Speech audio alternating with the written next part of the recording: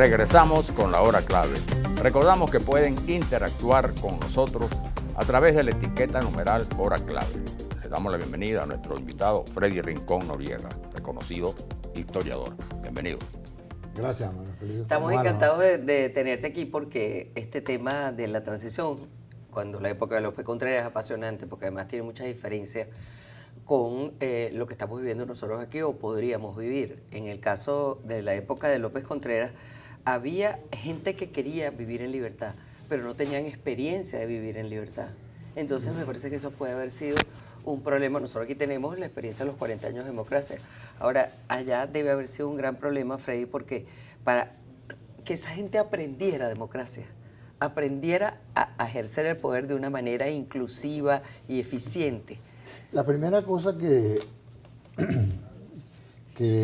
vemos en ese periodo, a raíz de la muerte de Gómez, es el gesto del general López Contreras. Él era una persona con una ascendencia muy importante en lo militar porque traía una trayectoria desde los 17 años que él se incorpora al movimiento de la invasión de los andinos y durante todo su trayecto como militar fue una persona que trató de modernizar las Fuerzas Armadas. Por eso es que casi no se discute que él sea el sucesor ante la muerte de Gómez. La gente le tenía aprensión, Betancourt, por la manera como él enfrentó a los muchachos de la generación del 28 cuando tomaron el cuartel, etcétera, y los enfrentó duro porque él era un defensor del régimen, defensor de la paz. Ahora, cuando él es nombrado y comienza todo el proceso desde enero, la primera decisión que toma es muy importante porque significaba un mensaje potente, que fue quitarse el uniforme de militar y ponerse el uniforme civil. Sí, más nunca volvió, simbólico. Lo guindó el uniforme y eso simbólicamente representó un mensaje muy poderoso. O sea, en aquella época un mensaje sumamente poderoso. Aquí vamos para un proceso civil, la primera cosa. Acuérdate que fueron 27 años donde la imposición de un régimen muy duro, muy agresivo, muy fuerte, que reprimía toda expresión civilista, pues, prácticamente. Ese es el primer mensaje que transmite. Pero igualmente, a la raíz comienzan a regresar los adversarios del gomecismo, los que enfrentaron al gomecismo de distintas maneras, con invasiones, ¿verdad? Pero con otro mensaje también civilizatorio. En esa fuerza que es la emergente, la que aparece, hay la tendencia más radical, ubicada en el marxismo, y otros más moderados. Pero al fin, y los viejos caudillos también. Y los viejos caudillos un poco más decaídos, claro, con menos fuerza. Y bueno, y comienza todo ese proceso y comienza una interactuación entre el gobernante y los gobernados, entre los que querían hacer un cambio gradual hacia la democracia y los que querían hacer el cambio un poco más apresurado. Ese proceso se va dando durante todo el periodo que va desde la muerte de Gómez hasta la expulsión. Y ese fue el mensaje de calma y cordura. No, el de calma y cordura es más adelante, del 37 en adelante, que también es un proceso interesante, porque durante todo el periodo de López es un proceso que hay que estudiarlo para saber cómo se van dando los conflictos, cómo se procesan las diferencias para que el país avance en paz, en tranquilidad asumiendo pautas reguladoras del funcionamiento de lo que debe ser una democracia. Todo ese auge que se da, porque bueno, después de 27 años, el año 36 es una eclosión de debate, la prensa se llena de artículos, Venezuela conoció la lucha civil fuerte urbana con la movilización del 14 de febrero y a partir de allí Venezuela comienza a darse cuenta que es posible demandar soluciones, enfrentar problemas de manera civil y en la calle, en las ciudades, y no en las revueltas, ni en las montoneras, ni por la vía de las armas. Eso lo marca.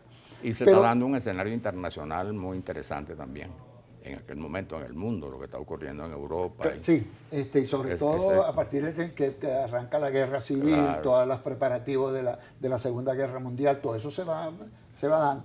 En el 36 hay un hecho muy importante, en el 36.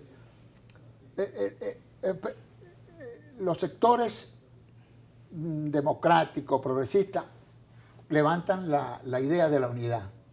Y ahí conseguimos gente moderada y radical, tratando de formar los partidos. Cuando se da el primer llamado a huelga, que es en junio de 1936, para protestar una ley que se llamó, que pasó a la historia, o la historiografía lo ha recogido como la ley para regular el orden público, que era el inciso 6º de la Constitución, que prohibía las actividades anarquistas, comunistas, etcétera. Que venía de la Constitución de Gómez. Que venía de la Constitución de Gómez.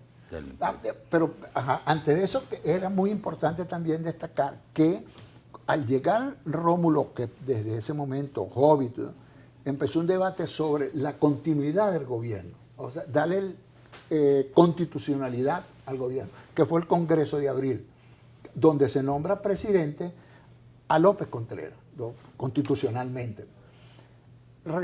Un sector se oponía porque era un Congreso espurio, nombrado de la manera como se nombró durante la...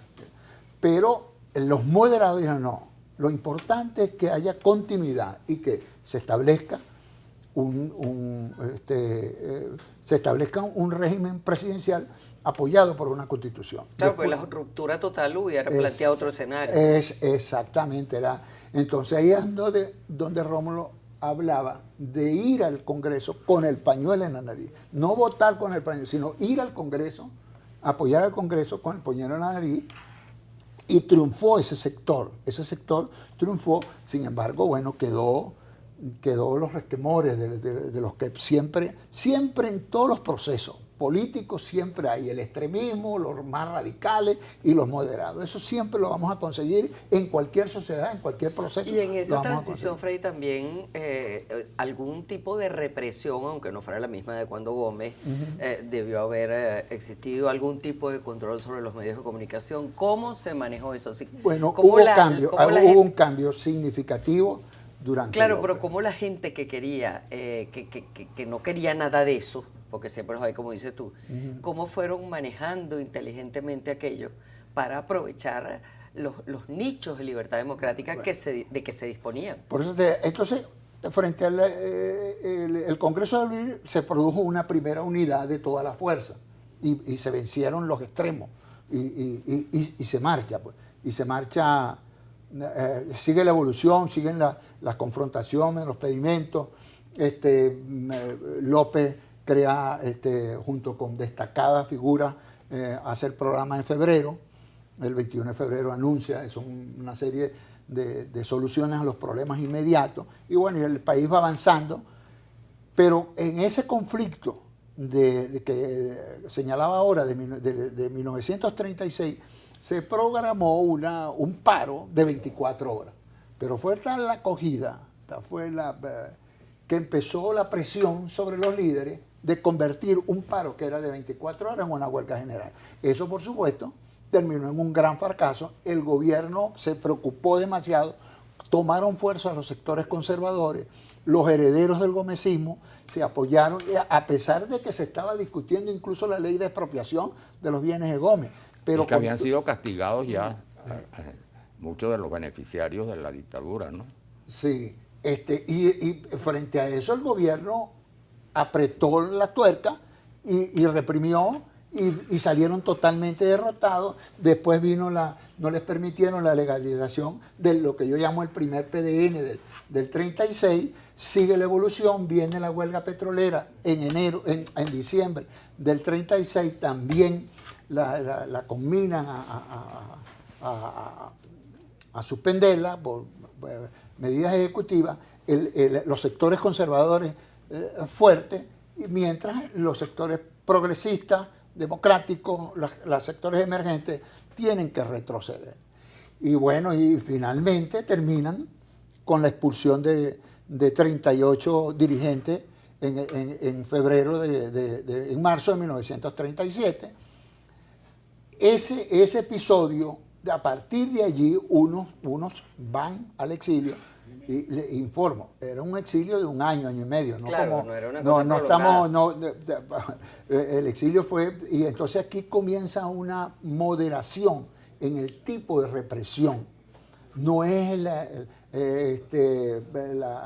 crueldad gomecista, va desapareciendo progresivamente, ese presidio horrible que se vio. Aquí hay un presidio más o menos controlado, y por poco tiempo, lo que luego se lo va a liberar, hay como, a pesar de que había una actividad clandestina, porque a partir del 37 comienza la actividad clandestina de los sectores progresistas, la actividad de la prensa sigue muy activa. Betancourt, el gobierno sabía que Betancourt de la clandestinidad escribía para el periódico Ahora. López, un dato muy importante, López Contreras escribía los editoriales, buena parte de los editoriales de un periódico que se llamó Crítica, muy poco conocido, muy poco trabajado por la historiografía venezolana. Yo tuve oportunidad de conversar con Tulio Chozoni, un personaje extraordinario. Es todo ese periodo, sí, ¿no? Una sí. figura Y yo, cuando importante. estuve trabajando en su papel, yo lo visitaba ahí en La Lagunita, y él llegó a enseñarme varias cajas. Antes, ustedes que son periodistas, recuerda que se usaba como un papel medio marroncito para escribir las notas. Bueno, esas cajas llenas a papel lápiz. Me dijo, mire, Fred, estos papeles que están aquí son los editoriales que escribía López Contreras del periódico Crítica. Sí. Si uno revisa los editoriales del periódico Crítica, uno se ve cómo él va orientando la política, cómo él va incidiendo y comienza a polemizar con los sectores progresistas. Bueno, pero lo que quiero señalar es que hay un cambio radical, bueno, un cambio significativo, vamos a decirlo, de cómo reprimir, cómo contrarrestar a los sectores de la oposición. Y hay un aspecto importante, ¿no?, que hay que destacar también, que en ese periodo se consagra la moderna institucionalización del país. Nacen las instituciones, el país accede a la modernidad, como se ha escrito, ¿no? El caso de la ley del trabajo, Banco Central, consideraciones. Tanto con el plan de febrero como con el plan trienal. Y además, otra cosa, también es un cambio significativo en cómo percibir las Fuerzas Armadas. No era la fuerza, ¿cómo se llama? Las Fuerzas Armadas de Gómez muy personalista. No, la institución armada comienza a ser un poco más independiente, a ser considerada como una institución del Estado, y López trabajó mucho en esa dirección. Porque López además trabajó muchísimo, cuando Gómez, en la modernización de las Fuerzas Armadas de Gómez, y esa era una de las aspiraciones que él tenía, y que yo creo que lo logró. Acuérdate que también creó la Guardia Nacional. En general, pues él se preocupó por darle unas instituciones al Estado, claro, porque el Estado... La educación, pues, el pedagógico. Claro. Trajo la misión chilena, para la que no habían escuelas, no habían profesores, y crearon el pedagógico para formar el profesorado. Eso fue muy importante. Okay. El Banco Central. Ajá. Mira, Fred, el problema es que ya nos están avisando que tenemos que ir recortando, ¿no? Porque no queda mucho tiempo. un minutico apenas, pero es interesante las lecciones que esto nos da, sobre todo para los tiempos que estamos viviendo, es decir, cómo el radicalismo puede ser responsable de retrocesos y cómo el extremo conservadurismo puede retrasar también en la ida hacia adelante, en la conquista de las libertades y de la democracia, Sí. y cómo tiene que haber al frente, al poder, alguien que realmente quiera rescatar el país. Sí, como te decía, siempre hay factores que con buena intención, porque al final la gente opera en la política pensando que lo está haciendo de la mejor manera. Sin duda, mucha gente ansiosa porque los cambios se produjeran de una manera rápida, hicieron que retrocediera, hicieron que en el gobierno de López tomaran fuerza en sectores conservadores pero sin embargo se impusieron los cambios, se impusieron radicalmente los cambios y en la clandestinidad la gente reflexionó, en la clandestinidad pudieron discutir documentos, fueron más moderados y se prepararon para el quinquenio que venía más adelante. Muchas gracias, Freddy, por habernos acompañado. Gracias por interesante la Sí, reflexión. señor. Vamos a la pausa y volvemos.